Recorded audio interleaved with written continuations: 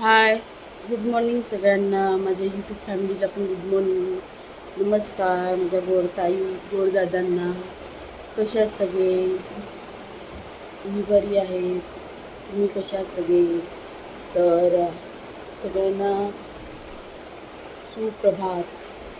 आणि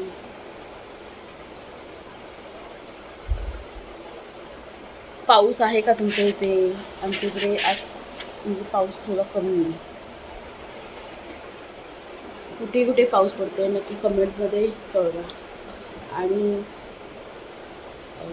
स्पंदन अजून झोपलाय, तर आता स्पंदनला उठवेन. स्पंदनची सगळी तयारी, त्याच्यानंतर मग बाकीचं सगळं. तर ऑलमोस्ट सगळी कामं झाली आहेत, फक्त थोडीशी बाकी आहेत, ते आता करायची. हळूहळू हळूहळू करायचं. तर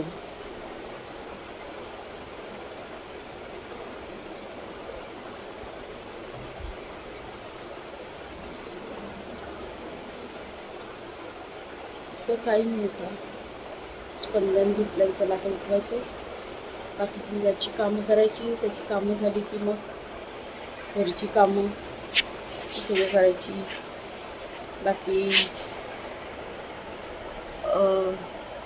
कपडे वगैरे सगळे धुवून झालेत, वाळत पण घालून झालेत, बाकी सगळे कामं झाले.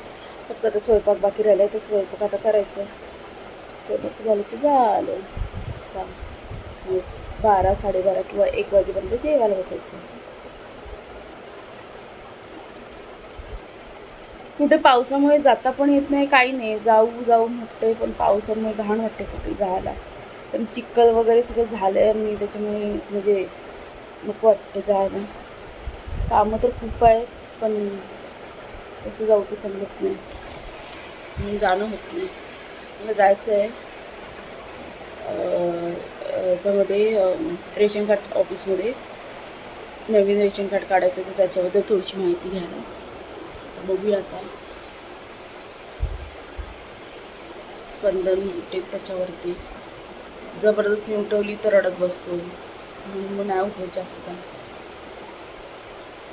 जाऊ दे. आणि छोटा पण आहे, काही दिवसांनी तो शाळेत पण जायला जाईल. मग त्याच्यानंतर त्यांना झोप कुठे आहे. कशी लहान मुलं लगेच भरकन मोठे होतात ते पण कळत नाही, आणि म्हणजे समजत पण नाही त्यांच्यामध्ये दिवस कसा जातो ते पण कळत नाही. म्हणजे दिवसाची सुरुवात आणि दिवसाची एंड कधी होते ते पण कळत नाही. एवढं छान वाटतं ना लहान मुली घरी असल्यावरती, खूप छान वाटतं. आणि फील पण बेटर एकदम होते. जी हॅप्पी असेल आपल्या आयुष्यामध्ये ते आपल्या मुलांबरोबर असते आई आपली. आणि जे सुख आहे ते मुलं झाल्याच्या नंतर जे सुख आहे ना ते कशात नाही. एक आई म्हणतात ना, आई होणं म्हणजे साधं सिंपल नाही आहे, किंवा आई होणं म्हणजे एक पुनर्जन्म बोलतात ना, तसं आहे.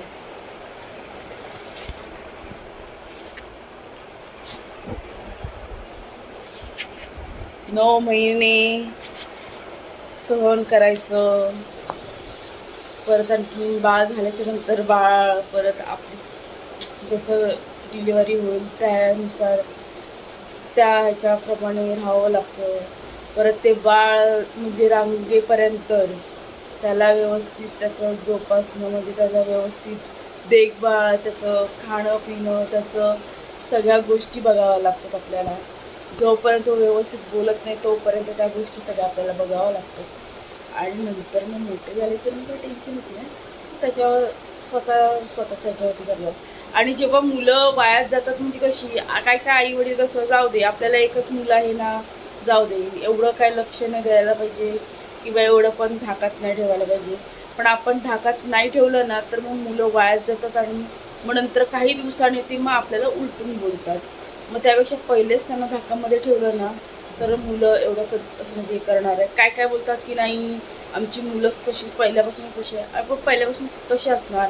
आपण जेव्हा मुलांना शिस्त वळण लावू ना तशीच मुलं राहतात. आपण त्यांना शिस्त नाही लावणार, वळण नाही लावणार, मग मुलं ते तशीच करणार ना.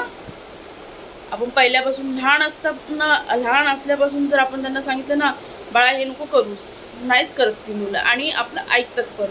आपण डायरेक्टली त्यांना समजायला लागल्याच्या नंतर त्यांना आपण बोलणार हे नाही करायचं, तर ते कसं म्हणतात की एवढ्या दिवसापासून कधी आपल्याला मम्मी आपल्याला बोलली नाही किंवा आई आपली बोलली नाही आणि आत्ताच का बोलते, मग काय ऐकायचं आपण, नाही ऐकायचं. असं ते आपला जमाना वेगळा होता आणि आत्ता ह्या जी आत्ताची पिढी आहे ना ती वेगळी पिढी आहे. आता लहान मुलं म्हणजे रांगायला वगैरे किंवा चालायला वगैरे लागली ना की त्यांना मोबाईल म्हणजे मोबाईलवरती बाहुली दिसतात म्हणून मोबाईल पाहिजे असतं. लहान लहान मुलांना मोबाईल पाहिजे असतं. विचार करा. आपलं तर सोडूनच द्या, पण लहान लहान मुलांना आत्ताचं कलियुग खूप म्हणजे बेकार आहे. तर सगळ्यांना बाय. माझ्या गोड ताई आणि गोड दादांना बाय बाय, लव यू.